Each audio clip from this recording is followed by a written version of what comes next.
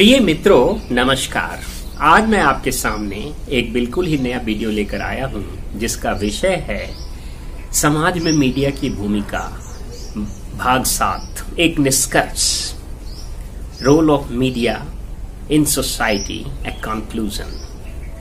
अब तक हमने 6 भागों में मीडिया के विभिन्न रूपों की चर्चा की थी जो समाज में क्या भूमिका निभाते हैं। जैसे समाचार पत्र समाज में क्या भूमिका निभाता है, समाचार समिति फीचर समिति क्या भूमिका निभाता है, पत्रिका क्या भूमिका निभाता है, उसी प्रकार रेडियो की क्या भूमिका है समाज में, उसी प्रकार टेलीविजन की क्या भूमिका है, न्यू मीडिया की क्या भूमिका है, पारंपरिक मीडिया की क्या भूमिका है। इन सब की भूमिकाओं पर मैंने अलग अलग भागों में अलग अलग वीडियो में आपसे उसकी चर्चा करने का प्रयास किया। आज मैं इन सभी भागों का मुख्यतः आपको निचोड़ प्रस्तुत करूंगा, एक निष्कर्ष देने का प्रयास करूंगा। जैसा कि हम जानते हैं कि मीडिया और समाज एक दूसरे के पूरक हैं, एक दूसरे पर आश्रित हैं, एक दूसरे के बीच अन्योन्याश्रय संबंध है। मीडिया और समाज एक ही सिक्के के 2 पहलू हैं। जैसा समाज होगा वैसा ही मीडिया होगा। समाज में यदि लोकतंत्र का बोलबाला होगा तो मीडिया में भी लोकतंत्र का बोलबाला होगा। पाकिस्तान में तानाशाह है, इसलिए पाकिस्तान का मीडिया भी तुलनात्मक रूप से तानाशाही है। भारत में लोकतंत्र है, इसलिए भारत का मीडिया भी तुलनात्मक रूप से लोकतांत्रिक है। समाज में यदि बाजारवाद का बोलबाला होगा तो मीडिया में भी बाजारवाद का बोलबाला परिलक्षित होने लगेगा। समाज में निरंतर परिवर्तन होते रहते हैं, नए नए विकल्प उत्पन्न होते रहते हैं। ऐसी स्थिति में मीडिया समाज को नई दिशा देता है या देने का प्रयास करता है। समाज मीडिया को प्रभावित करता है क्योंकि मीडिया समाज का ही एक अंग है। ऐसा कहा जाता है कि मीडिया सिस्टम इज ए सब system of the social system. और मीडिया भी समाज को प्रभावित करता है, एक दिशा देता है, एक दशा देता है, एक रूप स्वरूप प्रदान करता है। तो कहने का तात्पर्य है कि मीडिया और समाज दोनों एक दूसरे को प्रभावित करते हैं। कई बार ऐसा भी होता है कि मीडिया और समाज एक दूसरे को बिल्कुल ही प्रभावित नहीं करते। Both are independent of each other in some cases. कुछ ऐसे समाचार है जिसके छप जाने से भी समाज पर कोई फर्क नहीं पड़ता, सरकार पर कोई फर्क नहीं पड़ता, सरकार की कान पर जूं तक नहीं रेंगता। तो अध्ययनों से ऐसा पता चला है कि मीडिया की समाज में अति सकारात्मक भूमिका भी है, सकारात्मक भूमिका भी है, उदासीन भूमिका भी है, नकारात्मक भूमिका भी है और अति नकारात्मक भूमिका भी है। मीडिया समाज का एक दर्पण है।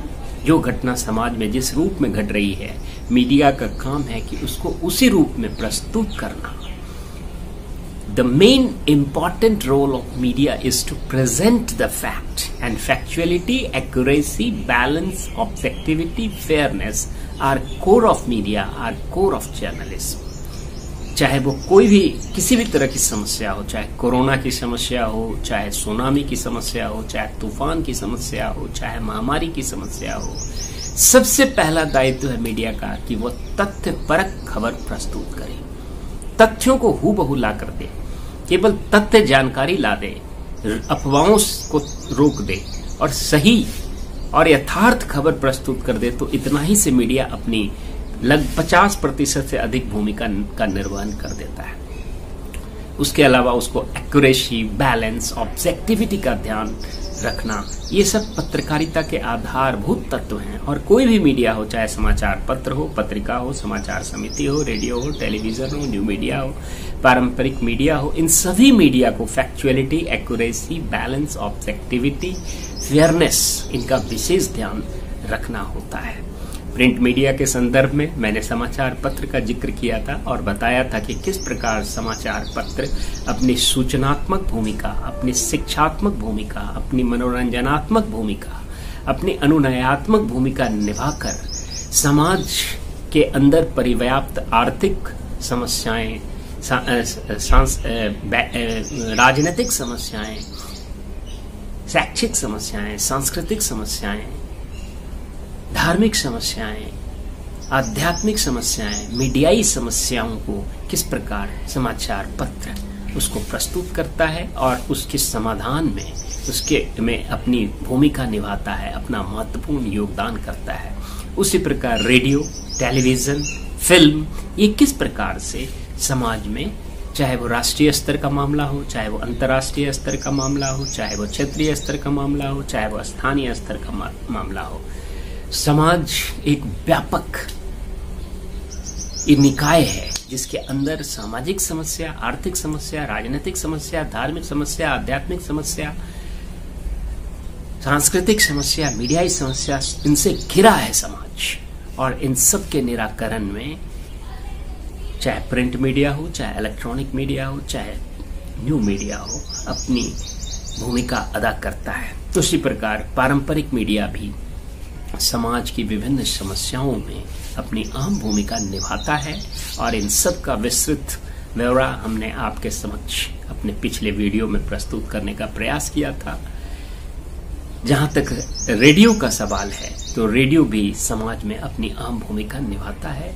रेडियो सभी मीडिया के अलग अलग ऑडियंस, अगर मैं निचोड़ के रूप में कहूं तो जितने भी मीडिया हैं सबके अलग अलग ऑडियंस हैं, इसलिए सब अपने अपने ऑडियंस को केंद्रित करके अपनी अपनी भूमिका निभाता है। जैसे radio is a theatre of the blind. ये पढ़े लिखे व्यक्ति हो या अनपढ़ व्यक्ति हो, सब तक रेडियो की पहुंच है। एक हवाई मार्ग से रेडियो पहुंच जाता है। समाचार पत्र कहते हैं print media educate the educated people, क्योंकि यह अक्षर है। पढ़ा लिखा व्यक्ति ही समाचार पत्र का, पत्रिका का, समाचार समिति का, फीचर समिति का लाभ उठा सकता है। लेकिन रेडियो, चाहे अनपढ़ व्यक्ति हो, चाहे वह नेत्रबाधित व्यक्ति हो, यह कर्ण मीडिया है। और ये दूर दूर तक, जहां समाचार पत्र भी नहीं पहुंच पाता, कई बार बाढ़ के समय, सुखाड़ के समय, सुनामी के समय, कोरोना के समय, वहां पर भी रेडियो बहुत आसानी से, पहाड़ी इलाकों में भी रेडियो दूर दरार तक पहुंच जाता है। उसी प्रकार टेलीविजन की अपनी अलग विशेषता है, समाचार पत्र के अपने अलग गुण हैं, अपने अलग अवगुण हैं। पत्रिका के गुण और अवगुण अलग अलग हैं, रेडियो के अलग अलग हैं, टेलीविजन के अपनी अलग विशेषताएं हैं, न्यू मीडिया की अपनी अलग विशेषताएं हैं। और सबका अपना अलग अलग रूप, स्वरूप और प्रारूप है। कोई मीडिया सरकारी नियंत्रण में होता है और सरकारी भोंपों की तरह काम करता है, तो वहीं दूसरी ओर निजी मीडिया बिल्कुल स्वतंत्र होकर काम करता है। लेकिन निजी मीडिया भी कई बार लैपटॉप से, वॉचडॉग से लैपटॉप बन जाता है और वह विज्ञापन की जाल में फंसकर सरकारी भोंपू बनने लग जाता है। कई बार मीडिया बड़े निष्पक्ष होते हैं, बड़े बोल्ड होते हैं, और वह किसी भी प्रकार की सत्ता से हो या किसी प्रकार की शक्ति से भिड़ने की स्थिति में, उनका सामना करने की स्थिति में, उसका मुकाबला करने की स्थिति में अपने आप को महसूस करता है और समाज में अपनी अहम भूमिका निभाता है। तो दोस्तों, कहने का तात्पर्य यह हुआ कि जितने भी मीडिया हैं सबके अपने अलग अलग ऑडियंस हैं, सबका अपना अलग अलग रूप, प्रारूप, स्वरूप है।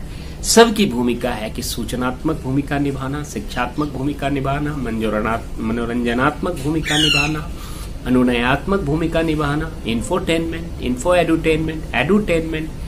इस तरह से मीडिया अपनी भूमिका एक दर्पण के रूप में निभाता है। मीडिया की भूमिका एक दीपक के रूप में भी है।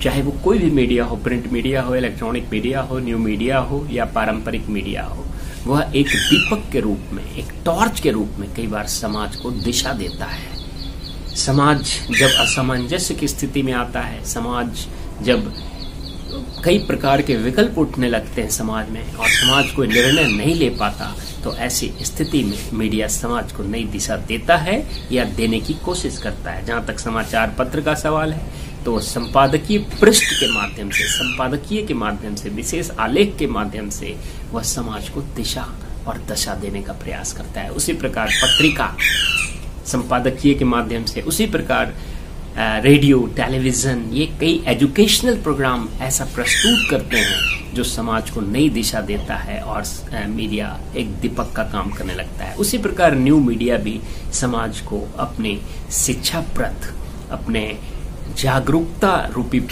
कार्यक्रमों से नई दिशा व दशा प्रदान करता है।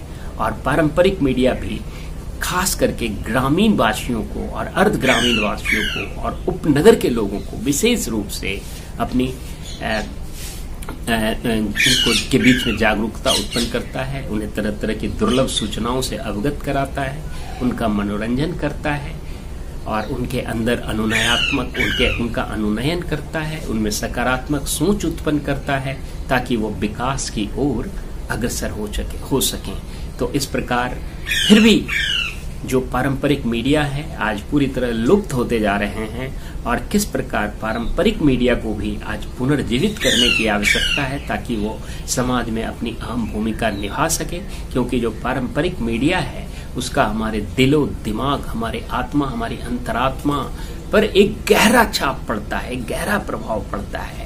और जो पारंपरिक मीडिया आज लुप्त हो रहे हैं इसलिए उनको पुनर्जीवित करने की आवश्यकता है, उनको जवान बनाने की आवश्यकता है, उनमें एक प्रबलता और प्रकृष्टता लाने की आवश्यकता है ताकि समाज अपनी सही और यथोचित दिशा व दशा तय कर सके। तो दोस्तों, इस प्रकार से मैंने आज आपको एक निचोड़ के रूप में, एक निष्कर्ष के रूप में विभिन्न प्रकार की मीडिया की विभिन्न भूमिका समाज में किस किस प्रकार से है वो संक्षेप में बताने का प्रयास किया।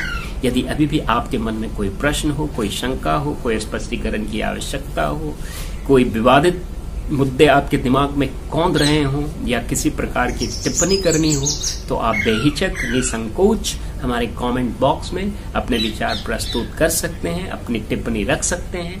तब तक के लिए इजाजत, धन्यवाद।